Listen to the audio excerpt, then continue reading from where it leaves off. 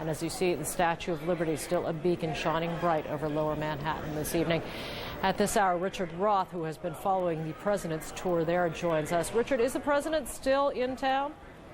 I believe so, though from our vantage point, he has clearly moved way out of range, and in fact his helicopter landing in lower Manhattan was also hidden by the skyscrapers, the dark skyscrapers of lower Manhattan. But holding an American flag and wielding a bullhorn, President George Bush told rescue workers, a representative number of them, that the USA is proud of them. He said, "I can hear you," which after he said, "Can you hear me?" and the crowd of emergency workers cheered very loud when he said, "The rest of the world can hear you." And especially they cheered when he said the people who knocked down these buildings, referring to the World Trade Center and surrounding support buildings, will hear from George Bush in the U.S. soon. He thanked all of the emergency workers for their hard work, said they made the nation proud, and he said the U.S. is sending its love and compassion to everybody who is here after about 20 hours of gloomy skies, heavy driving rain. The sun actually came out shortly after President Bush set foot on Manhattan Island, and there is a lot of sun now here, but amazingly this huge amount of dust and ash going up into the early evening sky here from the 10,000 and more tons of rubble there left from the destruction of the two towers by passenger planes. Joey. Richard Roth standing by in lower Manhattan at this hour. Wolf?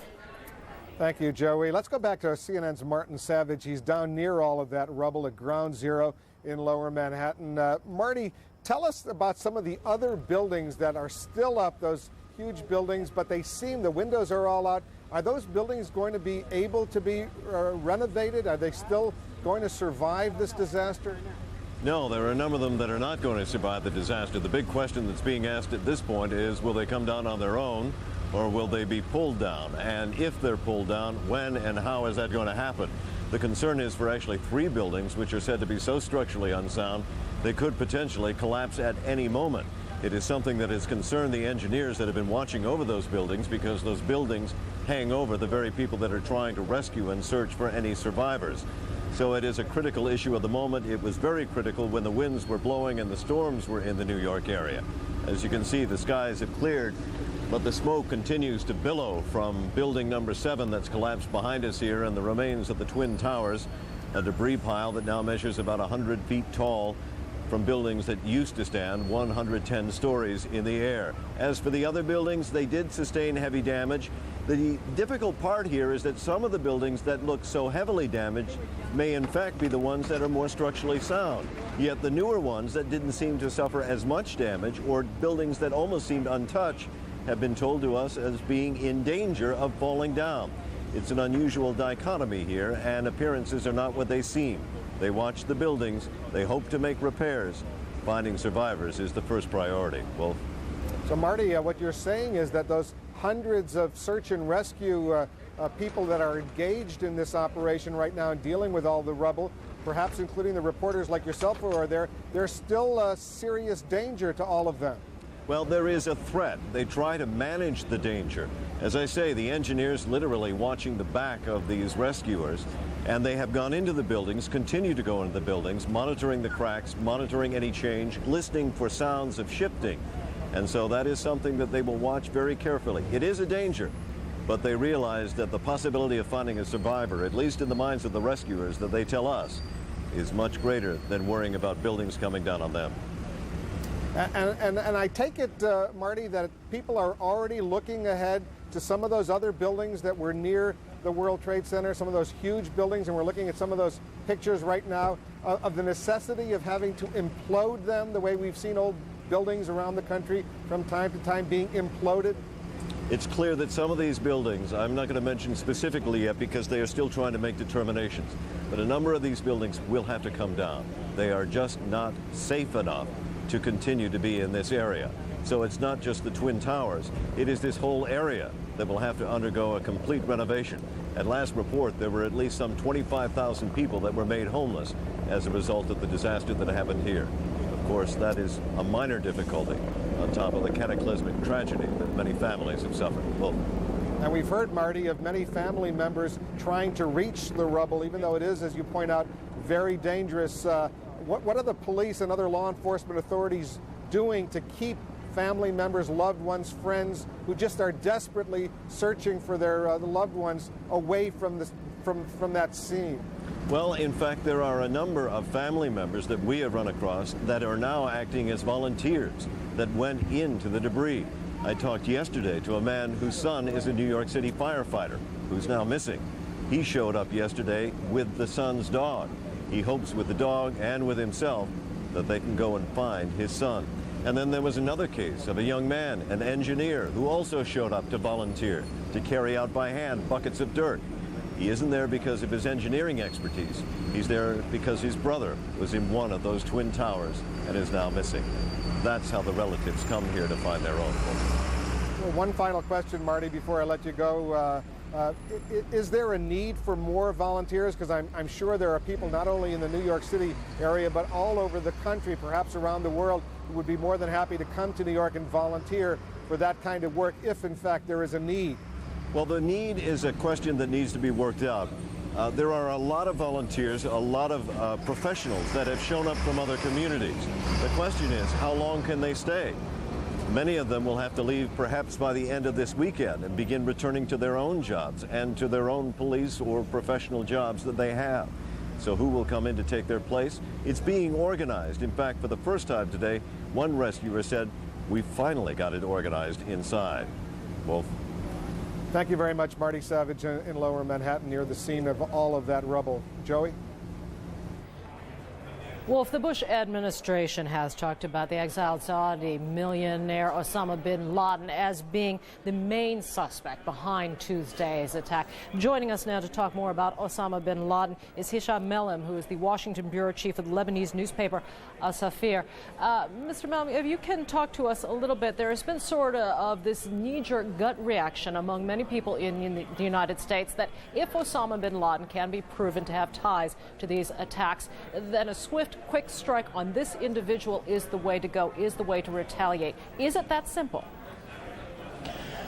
Well, it's not that simple. I mean, I think that you cannot combat terrorism, especially terrorism of this kind, by military means alone, and you cannot combat it without the support, at least the tacit support and approval, and maybe the explicit collaboration of regional powers. And that's why, to begin with, you have to identify the enemy. This is obviously a new war, but you're dealing essentially with a faceless enemy, an unorthodox enemy, using unorthodox means, and it requires a great deal of specificity.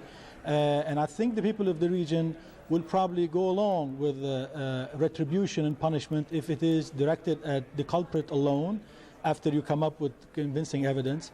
But people in the region would like to, who obviously looked at what happened in New York and Washington with a mixture of revulsion and shock and disbelief, would like also the administration here in Washington to be cognizant of the fact that even those in the region who criticize certain U.S. policies in the region definitely would never condone such heinous crimes such as we've seen on Tuesday. There is a difference.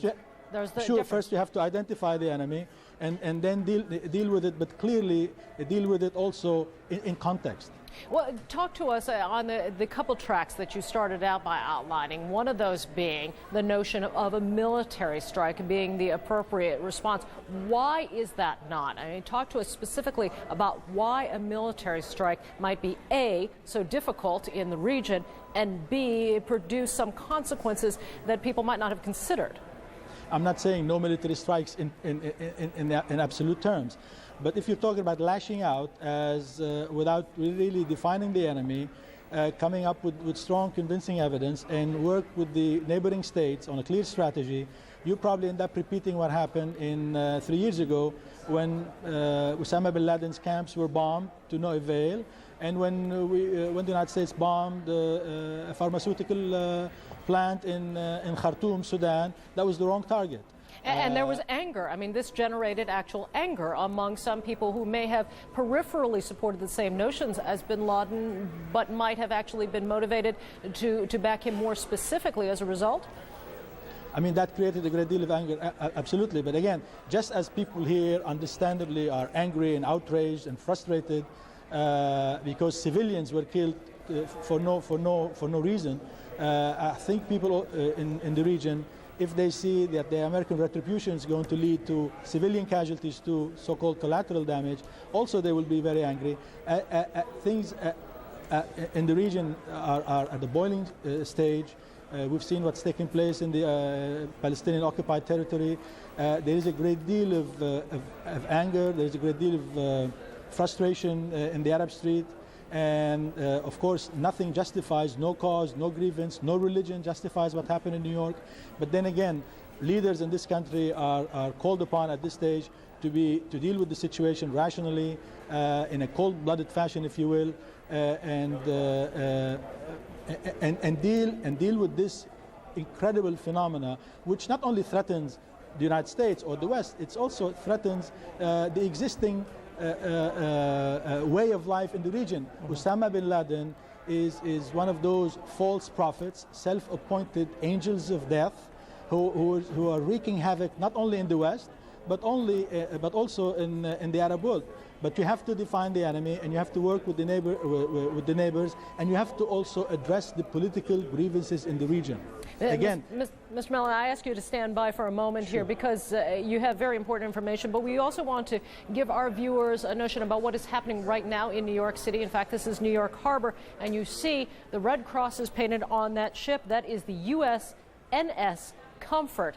This is a ship brought to support the many rescuers involved in the efforts at the World Trade Center in Lower Manhattan. Of course, you understand that many of these people have come from other places, both in the city, outside the city, in the region as well, to support the situation there. But they are exhausted. They need assistance. They need a place to rest. And so they have brought the USNS Comfort into New York Harbor so that those people would be able to have a little time to rest, a little place to get a little rest and a little quiet in the midst of all the hard work they are doing.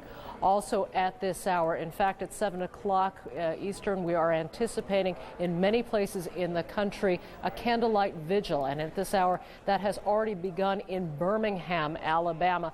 You see there a ceremony underway, a very solemn evening, even for Birmingham, so far away from the images of New York, of the World Trade Center Tower, so far away from the Pentagon.